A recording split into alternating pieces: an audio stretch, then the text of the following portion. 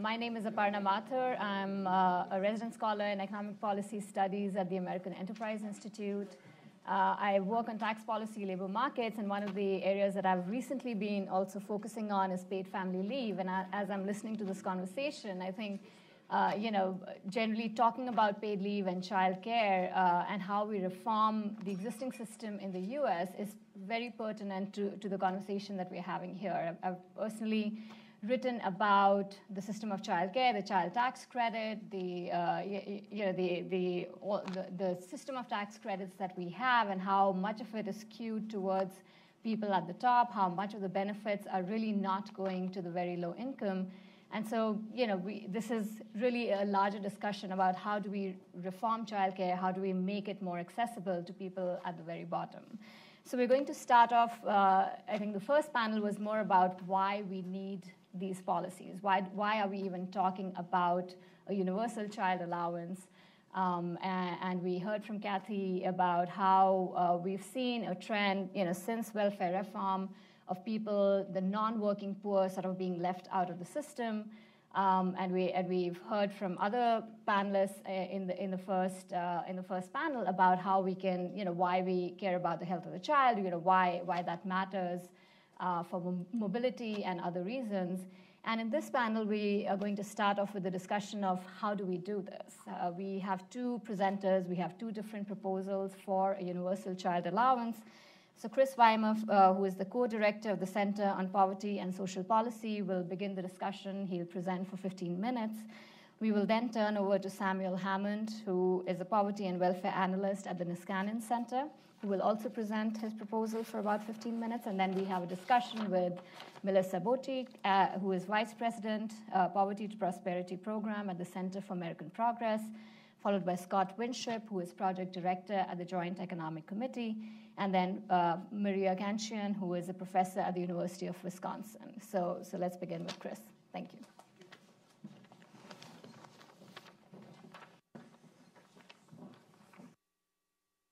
Did I do anything? Or... Oh, there we go. Wait. Oh, that's not me. Okay. That's a good idea.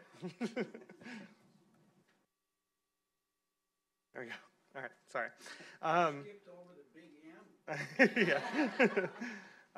So I would acknowledge my co-authors, but I only have 15 minutes, so I'm not going to do that. But you would think sort of adding an additional author to a paper would decrease the total amount of effort that goes into the content, but it turns out that equation is not quite accurate.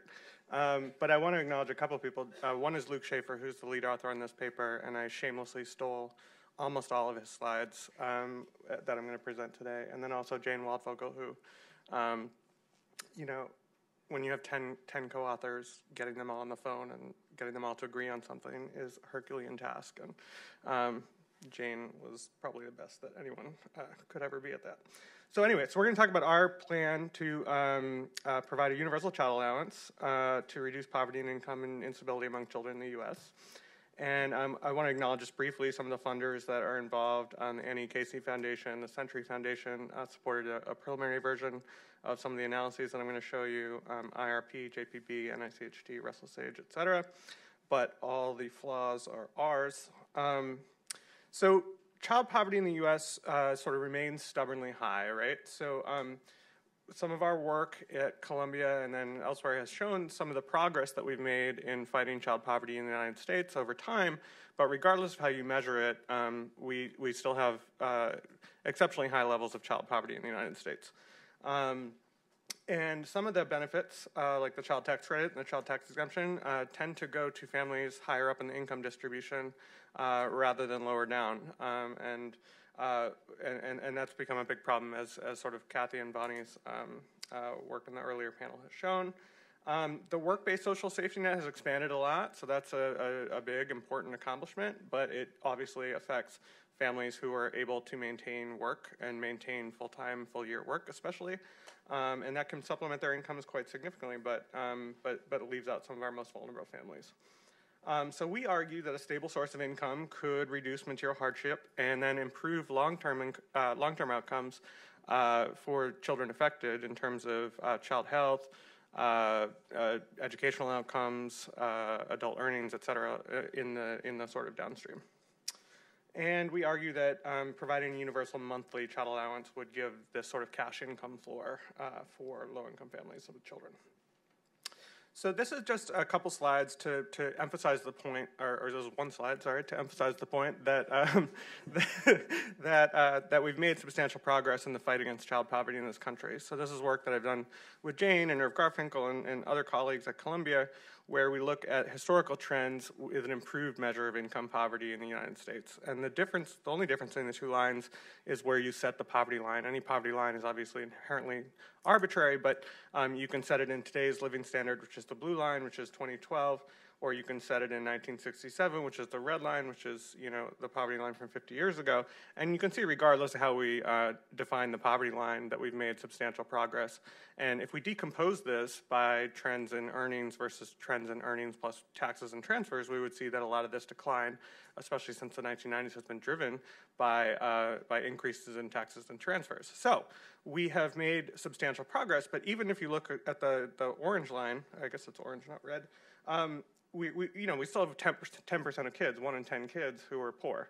And that is a problem in an affluent society like the United States. And that's partly what we're trying to get at with our proposal to target a universal child allowance. I will skip this. Kathy's work and Luke's work basically covered this, but there's been this real shift in the safety net from cash to in-kind and tax credit support. And Jane and Irv and I, we have, this sort of optimistic story about, how much the safety net has really reduced child poverty over time. Kathy always gives us that corrective that a lot of this forms of material assistance has come at the expense of cash and has come in the form of food stamps, housing subsidies, et cetera. And we value that dollar for dollar, but you can only buy $1 worth of food with $1 worth of food stamps, right? And so when families are selling their plasma and when families are selling their food stamps at half the cost, then we're potentially overvaluing some of the income that's coming in the form of our current safety net. And similar with tax credits. So in all of our models, we assume that people get their full tax refund, but we know that people go early to get their tax fund at the expense of a portion of the refund that they might be entitled to. So we might be overvaluing some of the assistance that we're accrediting.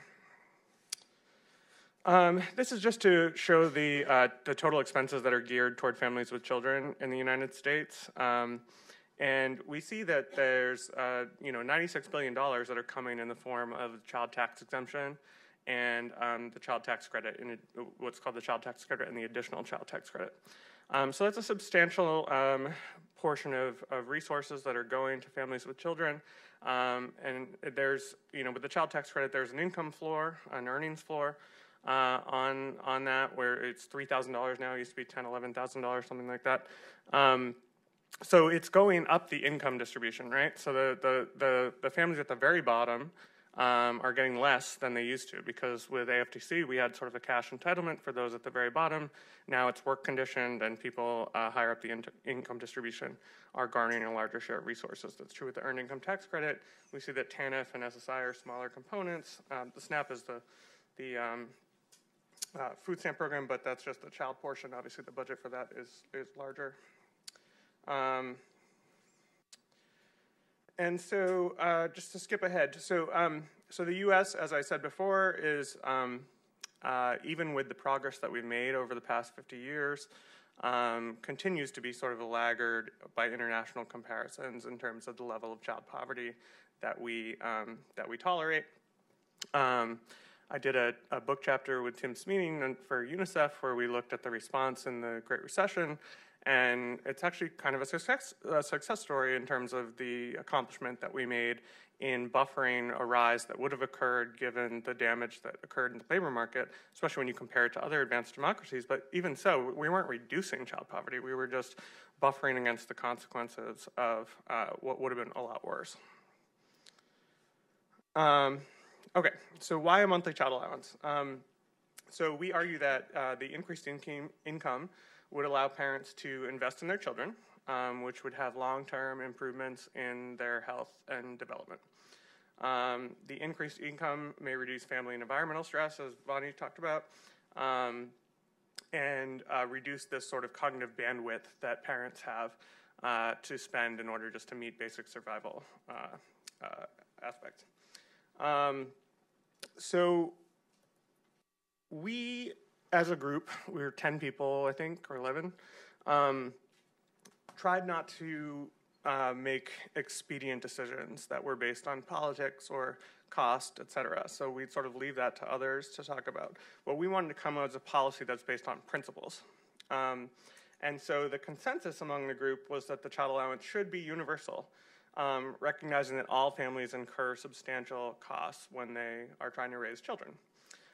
So that question sort of came up at the end of the first panel. Why would we subsidize higher income folks who may have plenty of resources to raise a child? I mean, well, I can't speak for the group, but you know, many families experience changes in income. When we see that 20% of the population is poor, 16% of children are poor, et cetera, for whatever the latest government numbers are, that masks the fact that there's a lot of movement in and out of poverty over time and over the life course. And so a universal child benefit ensures that there's an income floor for all children, regardless of your circumstances and regardless of you know, life circumstances that you may meet. We argue that it should be accessible and of sufficient frequency to meet short-term cash needs. So while the current safety net has been very successful in reducing poverty among families with children, tax benefits obviously come once a year. The in-kind assistance comes often monthly, but you know, can only be used for targeted expenses. So we're arguing that people need a regular infusion of cash resources to meet their monthly expenses. And then the last point is the adequacy of the amount, and I think this is where we could have a lot more discussion about whether we're coming at it at the right level. But we argue, based on some of the literature on the effects of income and child development, that around a $250 a month cash benefit, which would be around $3,000 a year, is about the size that the literature suggests has meaningful impacts on kids' development. We have other considerations that we talk about in the paper that we did not come to consensus on. One is the idea that younger children could have a larger benefit. So we model some of the effects of a larger benefit, what we call a tiered benefit, for young kids. And then there's some argument about whether you should get the same benefit for each additional child. And so if you have a family with 5, 6, 7 kids, whether you should still get $3,000 per child or whether that should sort of scale down. So we model some different scenarios there. And this is what I just said, but so our main model is what I call a simple model, which is monthly payment of $250 per child for all children under age 18. The tiered model would give $300 per month for children under 6. And then we do a tiered and equivalized where the families with larger family size or greater numbers of children would get a reduced benefit. And all the details from all the technical stuff is in the paper, which I guess you guys can't read because it's embargoed. But so this is our core finding, which I'm just going to stick to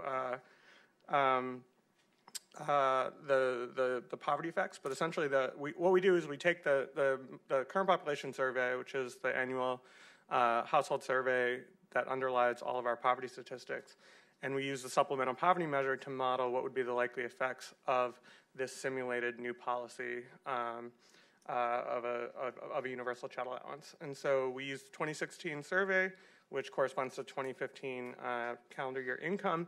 And when we add the income from a universal $250 child allowance, we see a reduction for poverty from 16.7% to 9.6%.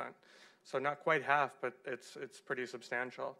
The red bars show the effect on deep poverty, which is half the poverty line. Again, that falls over half, from 4.3% to 2.1%. And when we look at extreme poverty, which is the $2 a day per person definition that Kathy and Luke have talked about in their work, that's almost by definition virtually eliminated with the Universal Child Allowance. And you can see that you get a little bit less anti-poverty effect when you equivalize it and make it smaller for larger families, and you get slightly bigger effect when you give more to young kids. But these reductions are really meaningful.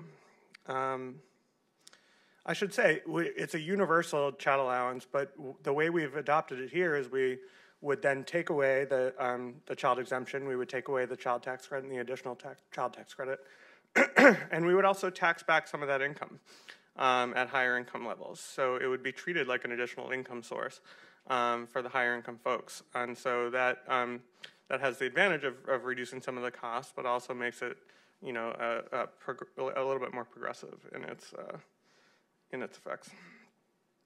This is just for young children, so it's the same story. It's a larger effect for children under 6.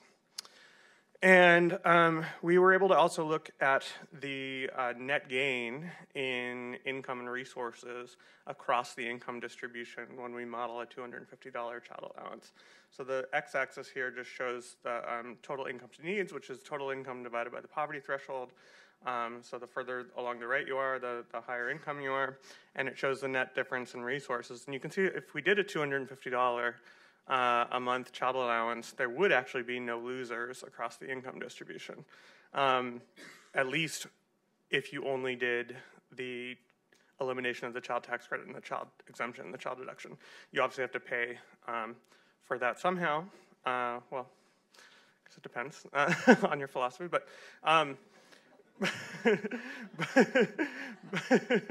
but yeah, I mean, obviously, if we reduce the mortgage interest deduction, or we took away the charitable contribution, that might affect people in different portions of the income distribution, not shown here.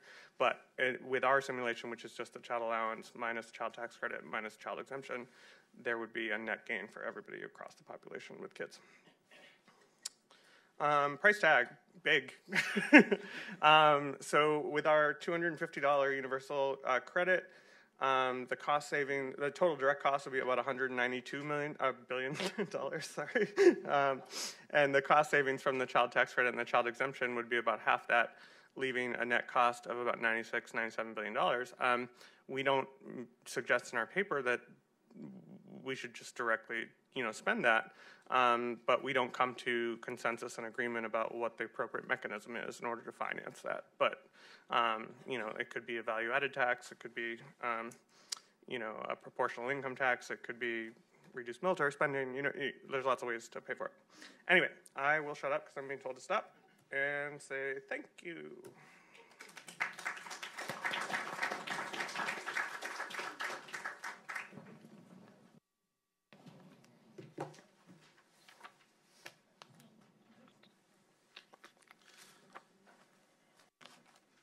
Hi, everybody. Thank you.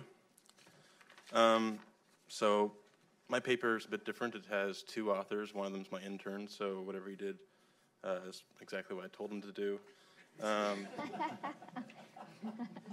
You can also find our paper out at the Niskanen Center's website that you see there. It is not embargoed.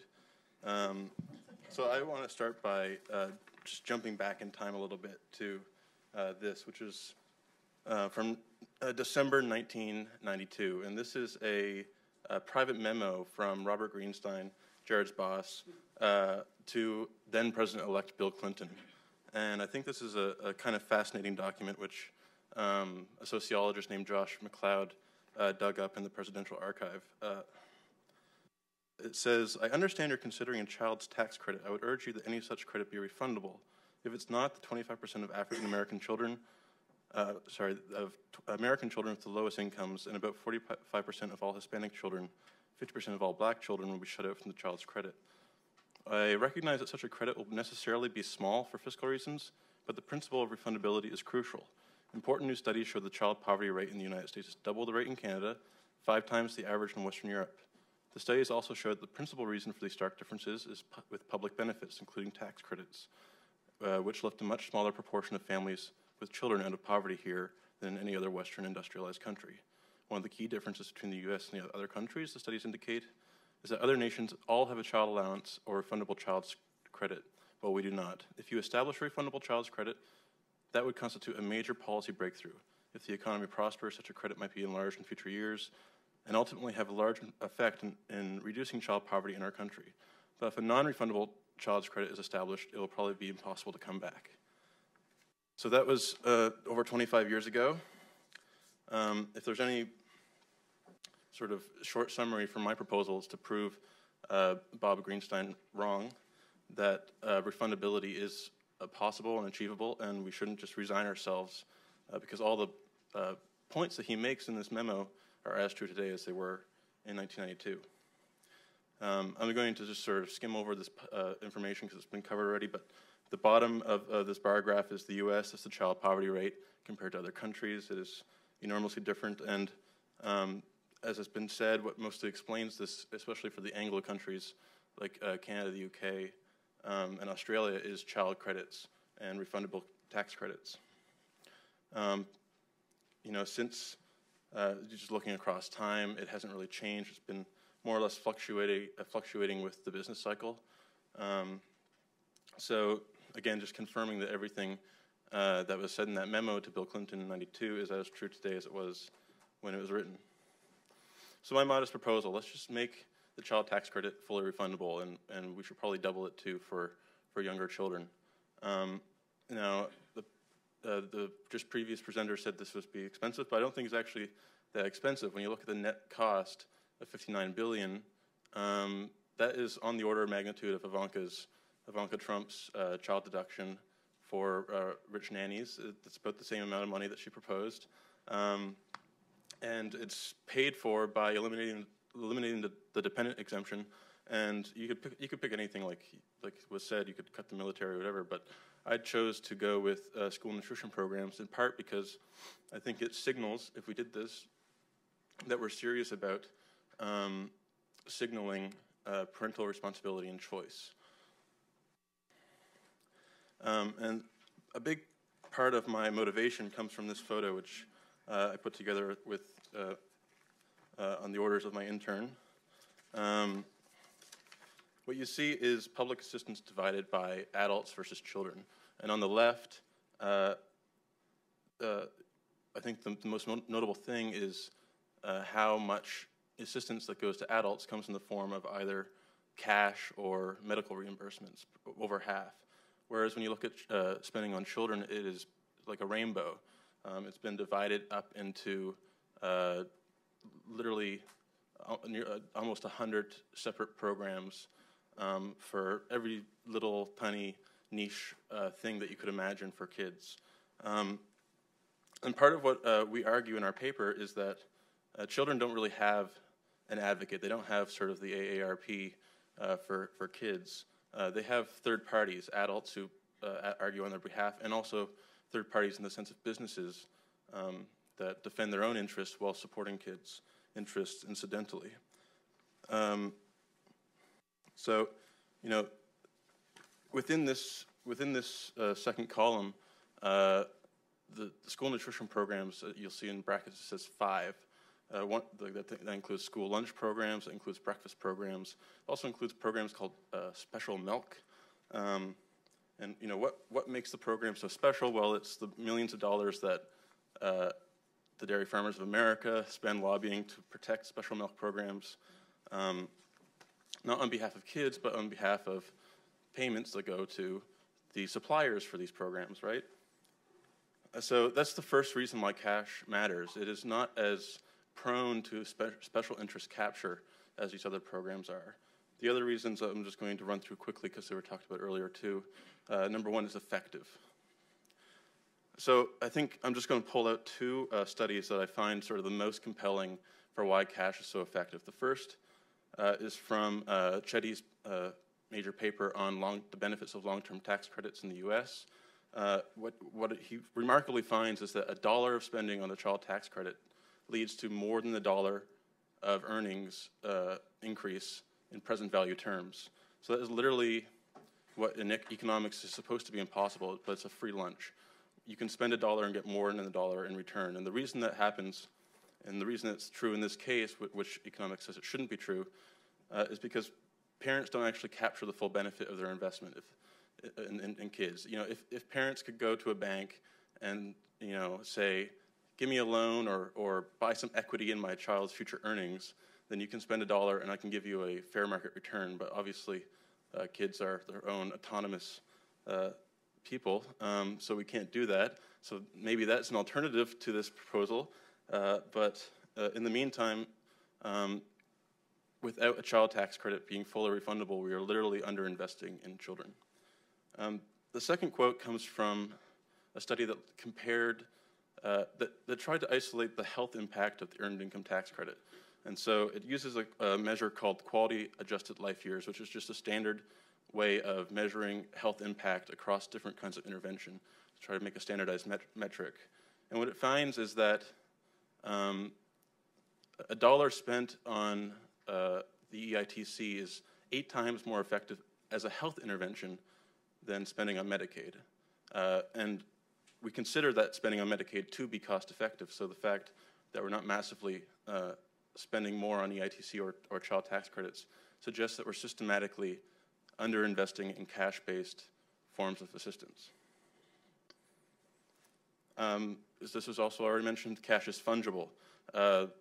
My paper does a deep dive on the Canadian system, which I'm most familiar with, and the studies there looked at, well, first of all, they found that it was actually effective at reducing maternal depression, improving child health outcomes, and they wanted to understand why.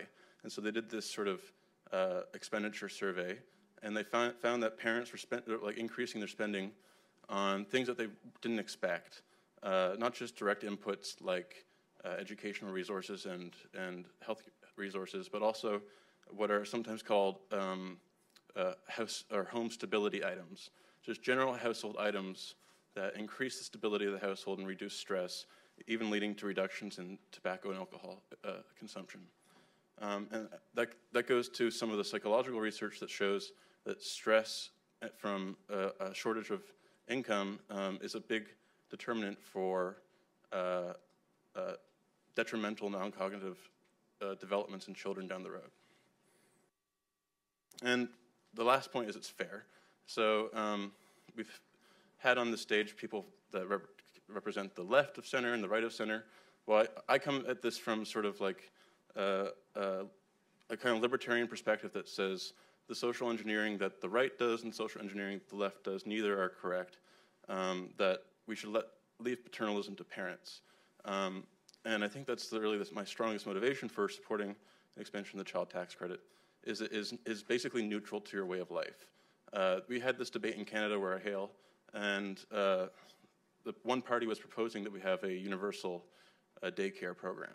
And it's very controversial, especially among conservative families that favored at-home care, stay-at-home mothers, and so on. So the Conservative Party at the time introduced our Canada Child Benefit because they tried to split the difference and say, let's just give cash, and that opens up the choice to parents whether they want to use that to subsidize or compensate at-home care versus external daycare. And it's actually worked out extremely well. The alternative approach was taken in the province of Quebec.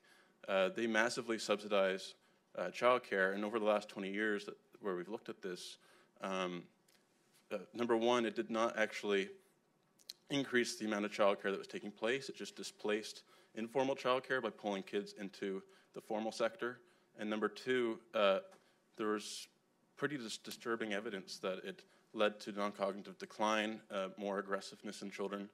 And so I think a big piece of why cash matters is when you lock yourself into in-kind service delivery, you can end up sort of going down a wrong path that's very, very difficult to get out of.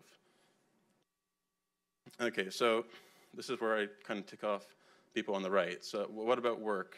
We heard from Ramesh that we should focus on labor market participation and labor market strength.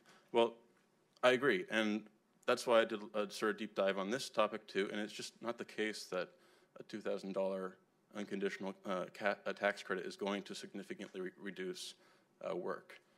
What you see here is the before and after of the introduction of what's called the Universal Child Care Credit, or Child Care Benefit in Canada, which was what it used to be called.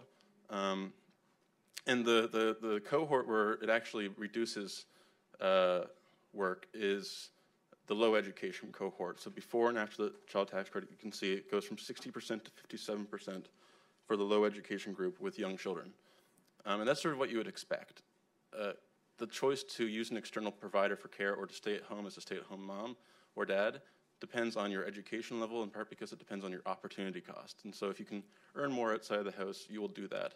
And if you can go outside the house and make money, but then you're spending your entire paycheck on an at-home nanny or daycare, it doesn't quite make sense to do that. So the neutrality of money actually accommodates sort of the market price signals that you wouldn't be able to derive sort of just in the abstract from these different cohorts. This really quickly is just looking at the different labor force participation between legally married and single mothers. I think the most notable thing is that single mothers have a harder time after a newborn re-entering the labor force, partly because they're on their own, and once again, cash is able to split this difference in a way that an in-kind benefit can't, because one size fits all. This is from a important paper called The Differential Impact of Universal Child Benefits on Labor Supply. It found that married parents use it to subsidize a stay-at-home mother more on the margin, whereas single mothers use the benefit to go and access external services. And so even though married mothers reduce their labor force by 2 percentage points, single mothers increase their labor force participation by 1.4 percentage points. Either way, this is just, the sky is not falling in these scenarios, and if you really value sort of choice and are opposed to social engineering, whatever form it takes, a point drop in labor force participation based on the choices of mothers is not something to be terrified about. This is just demonstrating that it is single mothers who, single mother families who have the highest poverty rates. And I just want to finish on a note for like the direction of the conservative movement, and by extension the libertarian movement, which I'm a part of. Even though TANF has sort of shrunk in size in absolute terms, it looms as large in the consciousness of DC policy debates as it ever has. And everything is sort of talked about in those terms. Even today's discussion was framed around welfare reform, which at the time was a debate about work requirements, work incentives. Going forward, and I think there's a lot of sort of discussion about this right now, but where the Republican Party and the conservative movement should go is to maybe look at, we've lost the battle on gay marriage or something like that, but what about single mothers? What about traditional families? And this is a policy that can bridge both the desires of progressives to care for the most needy and the desires of conservatives to be neutral with respect to traditional families. So there's my information, and feel free to reach out.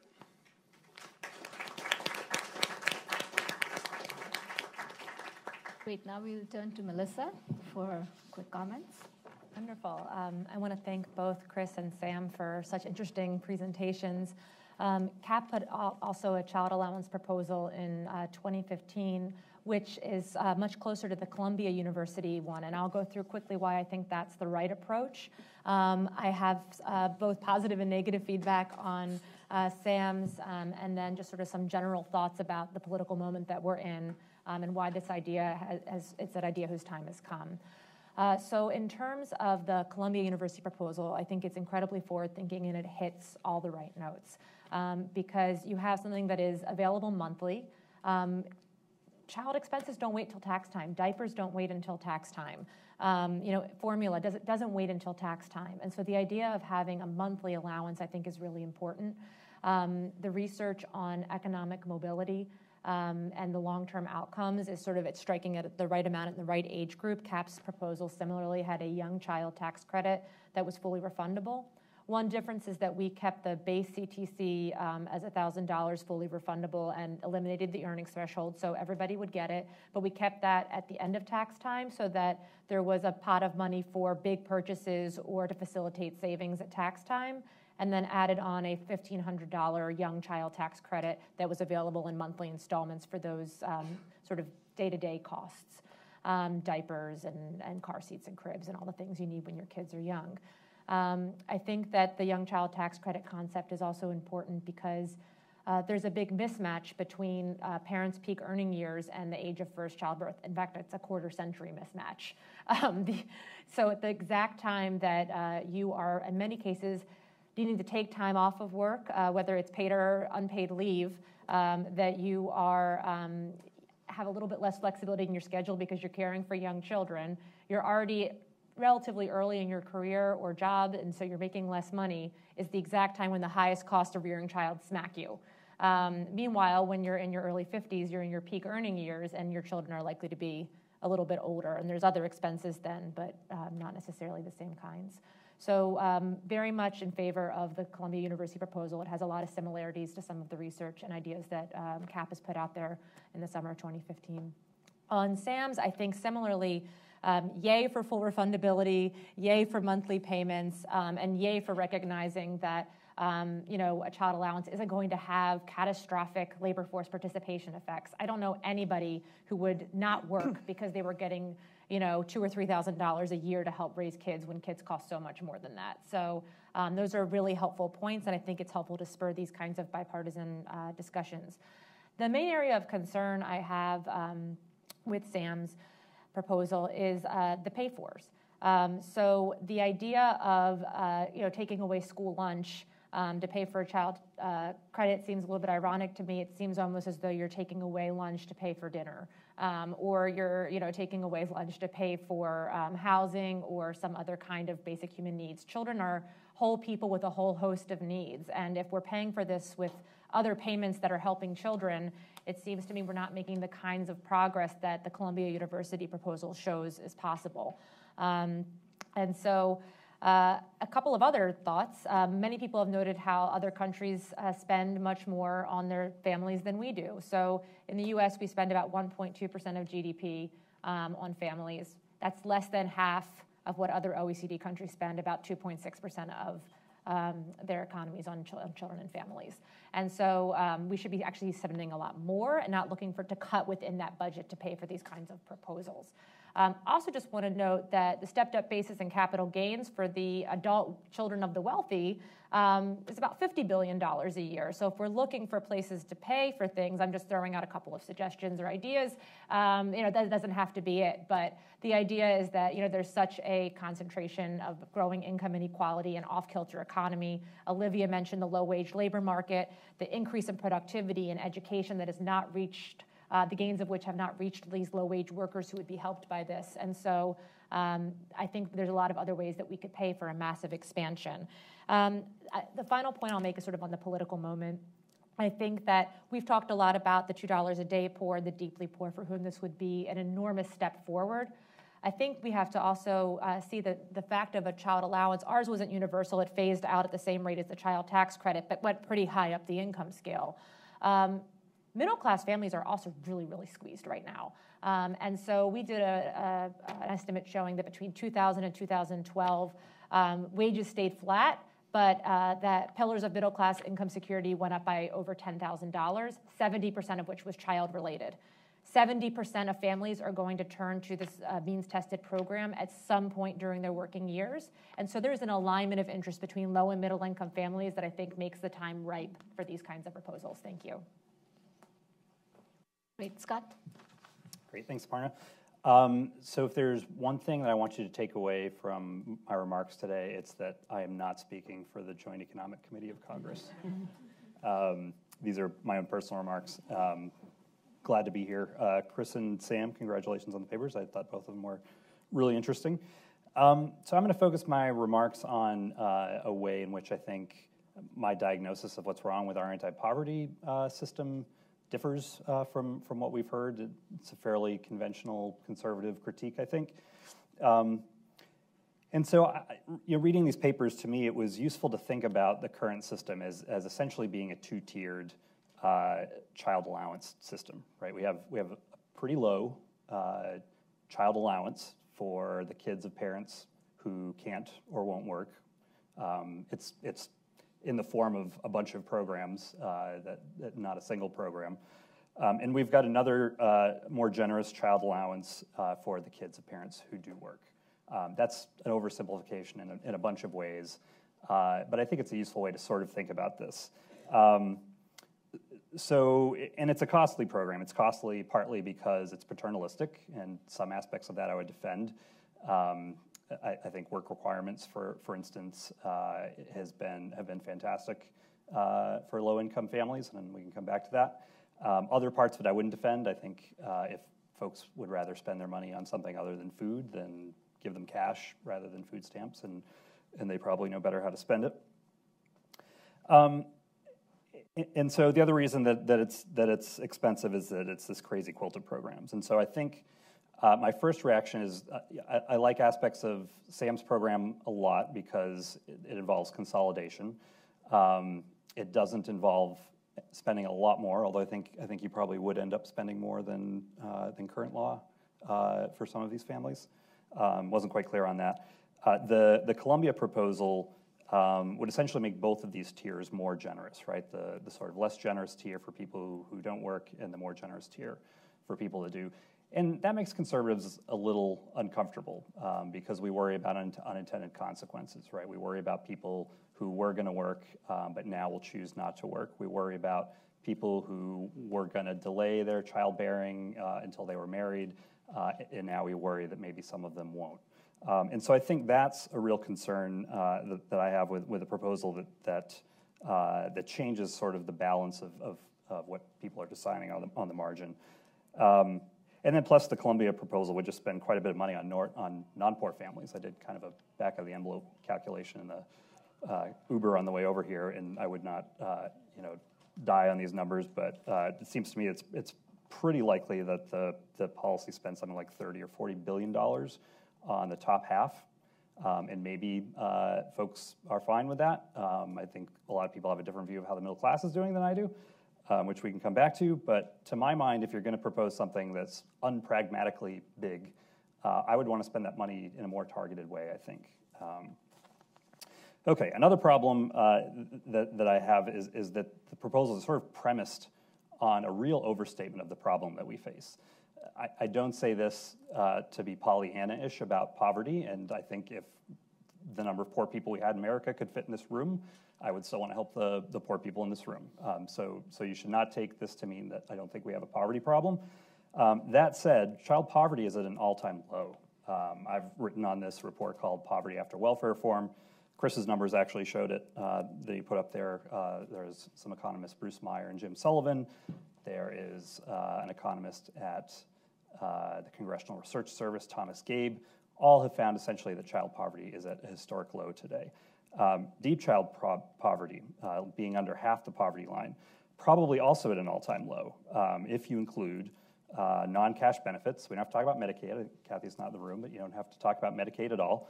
If you include things like food stamps and housing benefits, and you count cohabitors' income when you determine who's under the poverty line, also probably at an all-time low. And I think Chris's numbers would probably show that if they were updated today. I think the Center on Budget's numbers would actually show that if they were updated today.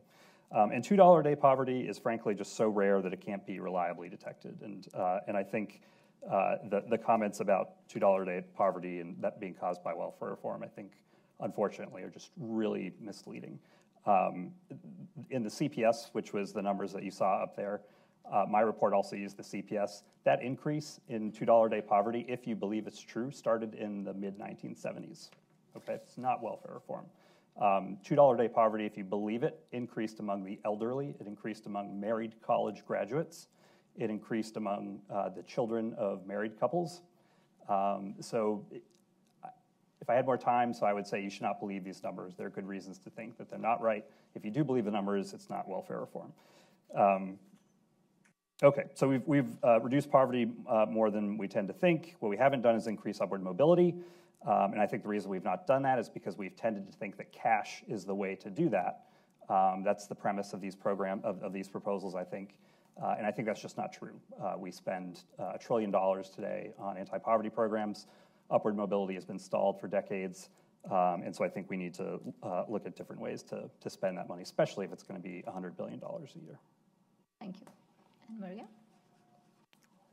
So it's interesting to be at the end of this panel. So let me try to step back a little bit and try to say, what is the problem that we're trying to solve? Because sometimes it's a little bit easier to think about whether this is the right solution if you think. And I kind of think that there are two pretty distinct problems we're trying to solve. One is that parents make big investments in kids, and kids are a public good. We have a collective interest in making the appropriate investment in those children because we'll get something out of that investment. So if we're underinvesting, that's a problem for all of us, and a child allowance, a universal child allowance, would kind of improve those investments. A very different, a distinct issue is that we have a common kind of obligation, not a self-interest, but an obligation to meet the needs of poor children who are poor through no fault of their own. And those are kind of two different reasons, and I think we should be evaluating this proposal and its ability to do each of those things. So when I do that, I come up with, is this a good solution to those two problems? And I think in some ways the answer is yes, and in other ways the answer is no. I think the answer is yes, because a universal child benefit is, by being universal, it recognizes that common and collective responsibility that we all have, that investment we should all be making in the next generation. It recognizes that parents are taking on a big task. One of my favorite comments that Marcia Meyer used to make is that in the US alone, we think of children as pets. If you have a pet, you can have a pet, you clean up after your pet, don't bother me with your pet. But children really aren't pets. They have they will be our next generation, and maybe we need to have some collective responsibility. So I think on that end, it's a good opportunity. It also is a good opportunity because it provides those benefits in a way that doesn't have some of the inefficiencies that targeted benefits can have. It doesn't have some of the stigma that targeted benefits can have. So two pros. There are two things that I think are less good about a universal child benefit, and one of those is that it's not targeted. And so because it's not targeted, it doesn't give the benefits to the people who need it the most. And that makes it relatively more expensive relative maybe to the goods to the effect it will have, especially on that second question, which is meeting the needs, meeting our obligation as a rich country to provide a basic floor for children in our country. I think the other way in which it doesn't target those who need it most, perhaps, is that and this goes to one of the questions or issues that Sam brought up in terms of supporting parents at home. When we think about parents, I think we really need to reflect on all the resources that they have. And if we're going to keep it simple, let's at least think about time and money. And if you take a family, say, that has $40,000 of income, and they have that income because one parent is working and one parent is at home, that family is better off than another family that has only one parent resident, and that family has $40,000 of income because there's not another parent to take care of that kid. And that family is also better off than a family that has two parents who are each earning $20,000 and both in the labor market. So we need to take into account both of those kinds of resources and things that provide childcare, that support other expenses that families have, that recognize that stay-at-home parents are a resource. They are valuable, I agree, but that means that families that have them are richer than they would look if we only counted their income. So I think that's another piece to take into account when we're thinking about targeting. So in terms of supporting these proposals, they both, having a child allowance seems like a great idea to me if it is if it's either extra money, so if somebody found the extra money, that'd be great, or if it's replacing something that is not as well targeted to meeting these needs. So if we're going to replace the dependent care deduction, which overwhelmingly provides more benefits to higher income people, if we're going to replace the child tax credit, which again doesn't provide benefits for those lowest, I think those are admirable opportunities. But I think if we're going to replace SNAP, if we're going to replace school lunch, I'd like to see the same chart that Chris put on there on the kind of the net benefit I think there's a real problem if we're taking benefits that overwhelmingly target low-income families and redistributing them flat across the income distribution. I don't think that's what we need at this point. The last thing that I'll say, just because I think it hasn't come up, is I think it's important to recognize that the political will, the potential for coming up for resources to provide to families isn't unrelated to the form of those benefits. So part of why we have political support for EITC is because it's tied to work. And part of why we have support for food stamps might not be or SNAP might not be as fungible, but it also has a different support basis. So we want to avoid magical thinking that we can just shift money from one place to another, and the support for that level of funding will be the same. So I think it's another piece of the puzzle that we haven't talked about before. Great, thank you so much to all of you for your discussion and your presentation. Let me start first with just a few questions from me to all the panelists, and especially to Chris and Samuel. So one of the questions I have about the Universal Child Allowance is we're essentially saying that we are, let's say, replacing the child tax credit, or changing the child tax credit and transferring more money essentially to people who may or may not be working, right? It's a benefit that's available to everybody, whether or not you're working. So we're taxing people. We're going to have to get the funding somehow. We're going to be taxing people to raise funds for the child allowance, and yet we're transferring that money to a lot of people who are not working. So I mean, what happens to the work incentives under the system of transfer that I just described? Do you still believe that those work incentives will still prevail? When you look at the EITC, we're telling essentially, childless adults that we will give you $500 through the EITC, and that's the incentive to work. And now we're telling a person who's not working, we'll give you $2,000 because you have a child. I think there are, decision margins there that are going to distort that incentive to work. And again, Melissa, you mentioned that, is it enough for somebody who's getting $2,000 to actually stop working just because they're getting those $2,000? But if you look at the EITC, I mean, we're promising people $2,000, $3,000, all the way up to $6,000, and saying, yeah, that's a huge incentive to work. But if you sort of give them $2,000, why would we imagine that that's not a disincentive to work? So I'm comfortable with this because we have the EITC. So we already have a very strong tax credit that, as a big labor force incentive. The other piece is if you want to do this monthly, if you want to do this, make this available periodically as a CTC, if it's not fully refundable, if it's not the same for everybody, it's going to be a lot harder to administer if you don't know what your earnings are going to be till the end of the year and what your total amount is going to be, and then trying to divide that by 12 and administer it. Whereas if everybody's getting the same amount of the child tax credit up to whatever income level you phase it out at, I think the average payday loan is $375. There's all these expenses that cause families to have these downward spirals. So the idea of introducing some kind of monthly benefit and a periodic payment, I think, is an important part of this discussion, and it becomes much harder to do that from an implementation standpoint once you take away that universality. I'm very comfortable with the EITC being that work incentive. But don't you think it would affect the people claiming the EITC if you're saying, well, essentially this is a reservation wage. I'm giving you $2,000 irrespective of whether or not you work, and I'm interested in everybody sort of chiming in. People make choices on the margin. So the marginal dollar you earn from the EITC phase-in stays the same. There could be an income effect where if you have a floor of income, if $2,000 is really the amount that causes you to drop out of the labor force, then I think you have much bigger problems. People don't make decisions on that scale and there's actually really deep literature on this. So whenever this debate comes up, I kind of ask people, like, what are your implied labor supply elasticities? Like, are they like so huge that a small increase in an income floor will just cause you to drop out? And that's what we find with child allowances, like in Canada, where the effect is actually differential. You can't generalize. So some families will use it just to compensate at-home care, and other families will use it to enter the labor force.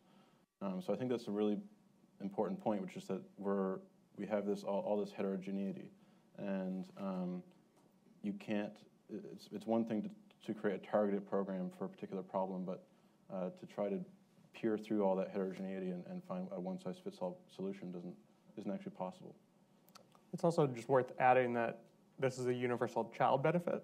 So the work incentive or the work disincentive, I don't think we're incentivizing children to not work, So this is, it's designed to provide a minimal income floor for children regardless of their parents' behavior, right? And so, I think Melissa covered it well, that we already have a work-based safety net system that's going to encourage and enable people to work and supplement their wages even when those wages are low.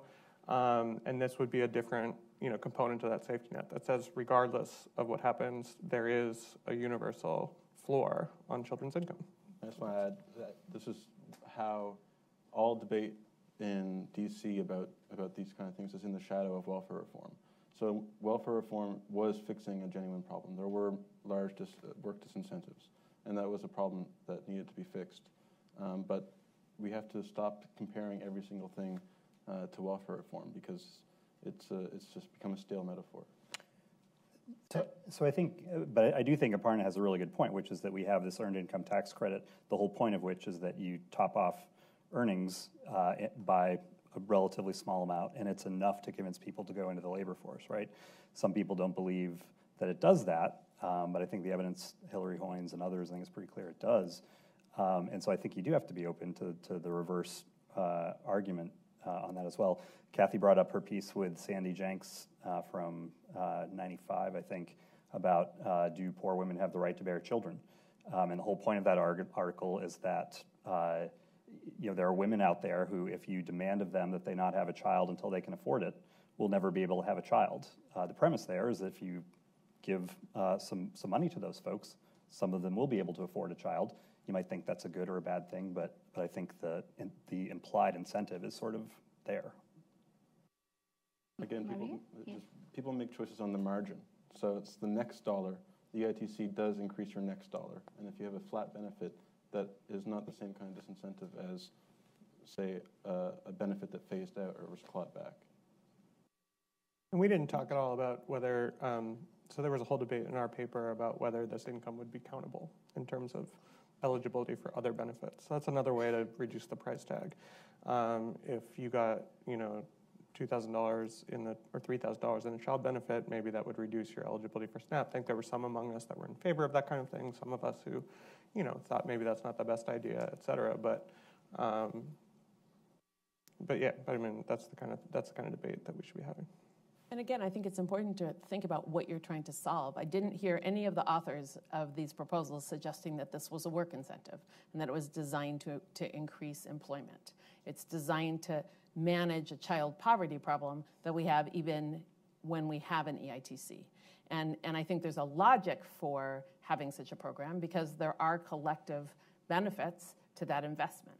And so again, I think it is useful to think about what problem we're trying to solve and, to agree with Sam, not have the argument only in the context of kind of TANF and whether this is another way to improve work incentives. This isn't. It's an income effect, not have an effect on wages. Doesn't, so it'll be different. It shouldn't have the same negative effect that the EITC has on the positive end because it's not tied to hours of work. I was really glad Sam brought up the school milk program, because it's like, we lump all these things together as anti-poverty programs that total up to whatever $1 trillion, right? But the school milk program or whatever is special milk. Thank you. It's very special. Should be judged according to whether we think it's a rational program goal to provide milk to kids, right? And if that has nutrition benefits, I'm not saying it does. I'm just saying if that's the goal, that's that benchmark of which it should be judged, not about whether it moves somebody above or below a poverty line, right? And that's true of SNAP, that's true of housing programs, et cetera. They do have anti-poverty effects, but they have their own goals. And so SNAP money we want to spend because we want to make sure that kids have a benefit and to make sure kids don't go hungry. Now, if cash does a better job of that, fine. But these things each have their own legacy and their own sort of goals. And so, it's not simple tit for tat, dollar for dollar.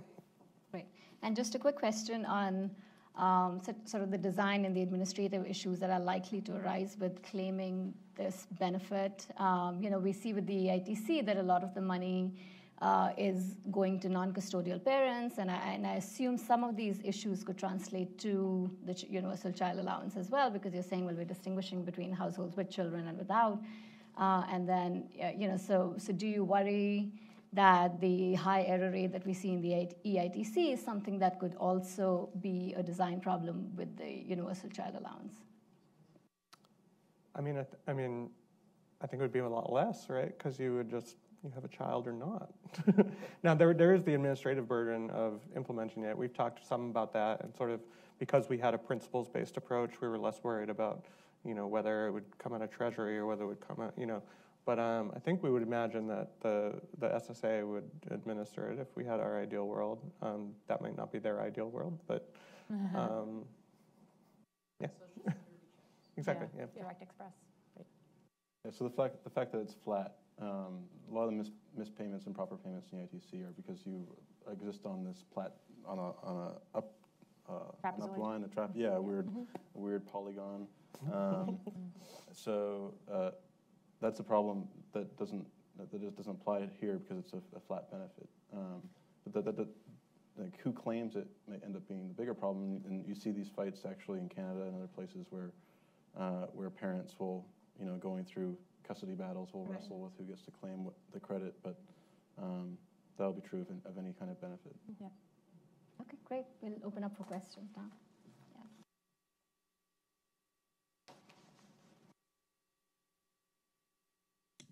So I have a couple comments on universality. First, it's important to recognize the system we have. So one argument for universality is we should be investing in all of our children. That's actually implemented in the income tax system. It's a flip side that we think children are a burden, so in terms of ability to pay, we have either exemptions or deductions or tax credits. The way the system works, the current system, is that we have a very near universal child allowance. The people at the bottom get nothing, that's one exception, and the people at the top get more. That's a little bizarre. That is a little bizarre. Second, I want to go back to Livia's point. Half the population of children are poor or near poor when you use the new definition of poverty, the supplemental measure of poverty. And it goes even higher if you're talking about insecurity. It's probably 2/3 to 3/4. So universality has a great advantage. Most of the children are poor, near poor, or insecure. If you try to make it income tested, you would have disincentives to work and marriage in the middle of the income distribution. And they're more serious incentives, as Sam pointed out, because that affects the return to work as opposed to just an income effect.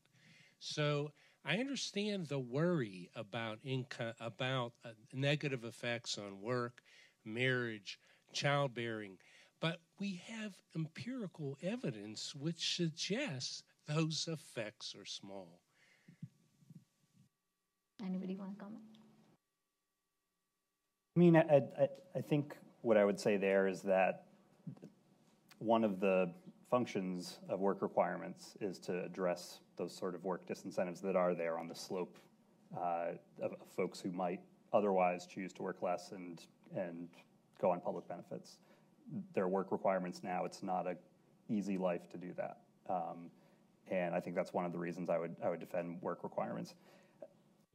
About empirical evidence, I think it's true that conservative fears about unintended consequences are almost inherently not empirical, right? They're sort of, if we all knew that there were going to be negative effects, so we did it anyway, they would be intended bad consequences, right? So, I think that's absolutely the case. I think what we tend to run into on these debates is that then on the left, you sort of get this barrage of correlations, which are usually not safely taken as causal relationships. And it's a problem for, I think, any number of debates, policy debates in town. Can I just respond to Scott's point real quick? I mean, I just don't see how taking away basic living standards like healthcare and, disability support, et cetera, is going to get anybody back to work any faster. I'm not talking about taking that away, right? I'm not talking about abolishing Medicaid. If you're saying you need to work in order to get Medicaid, and you have a chronic health issue that you need to address. So what is it? All I'm saying is I don't see how taking away basic living standards is going to get anybody to work any faster. If you're really interested in getting people to work faster, you invest in job creation, which both tightens labor markets, raises wages, and it makes more jobs available. And that seems to be like one of the most important solutions that is going to address a lot of these issues. And then you still have the child benefit there. So if progressives and conservatives both agreed that for those who are able, a good job is the best pathway out of poverty, investments in job creation and raising wages should be a big part of that conversation, and the child allowance shouldn't, it doesn't provide distortions there. So I think that that's sort of an important point to underscore.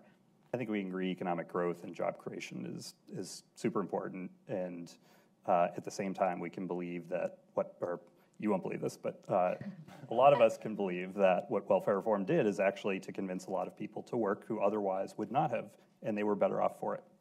And I think the EITC and investments in childcare had a lot to do with that. Agreed. Totally agree. Yep. I just wanted to sort of bridge this because I fully agree with Scott that welfare reform was necessary and had a huge impact on bringing people from AFDC into the workforce. But just to address the point about universality, we don't have a child allowance for young kids, even if you add up the cash value of existing programs.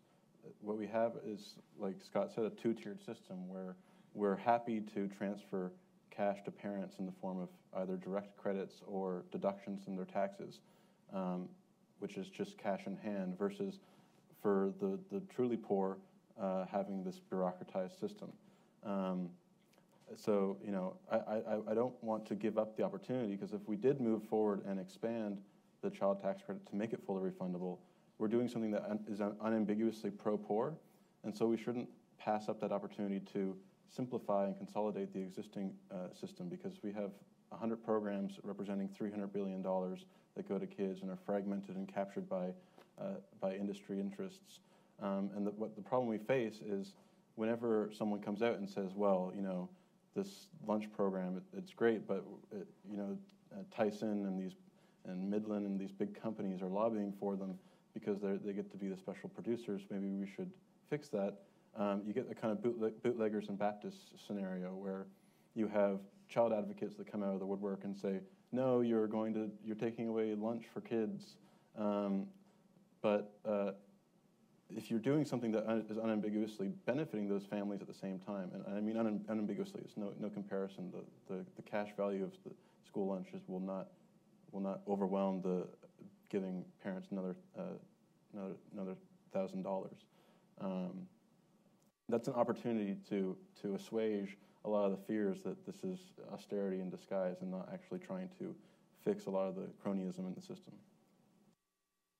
We have time for one more question. Can I just make a comment about, so just in terms of this welfare, the discussion about the impact of welfare reform, I think I'd like to go back to, I think it was Sam's point about the heterogeneity. I mean, we now have a system that really does make it easier for people who can find work consistently to do better. And so it clearly made life better for many people, but it left a number of people behind, and we can have debates about exactly how many and how far, but there are lots of people who are not able to work full-time, who are not able to work full year, cannot find that employment, and we just don't have a floor for them. We have completely abandoned that. And that insecurity and instability of income is particularly pernicious for young children. And so these proposals would address a problem. You can think welfare reform on net was positive or on net was negative, but I think there's no question that it left children vulnerable in a way that's just really inappropriate in this country. I had one question there. It seems like you could make an argument kind of piggybacking off what you said, that providing a basic child's allowance is actually a work incentive in terms of reducing barriers to employment that are based in transportation and other things like that. Would you agree with that? Yes, I mean, if you look at the child, if you look at the supplemental poverty rate, it not only shows what transfers lift people out of poverty, it shows things that push them into poverty. And childcare and transportation and other work-related expenses are one of the main factors, besides medical out-of-pocket costs, that push people into poverty. And so giving people, and there's not a work clothing assistance program. There's not a national transportation voucher program. There's some things you just need cash for. And so the idea of having a child allowance could actually, again, facilitate people getting and sustaining work, because whether it's maintaining an automobile and paying for your car payments, whether it is making sure you have work-appropriate clothing, and some people you have to buy your uniforms, or whether it's just making sure you can plug a child care hole when you get scheduled, with a day's notice, which is unfair and predictable scheduling. Cash matters for keeping a job too. Okay, great. Thank you so much. Please join me in thanking our panelists.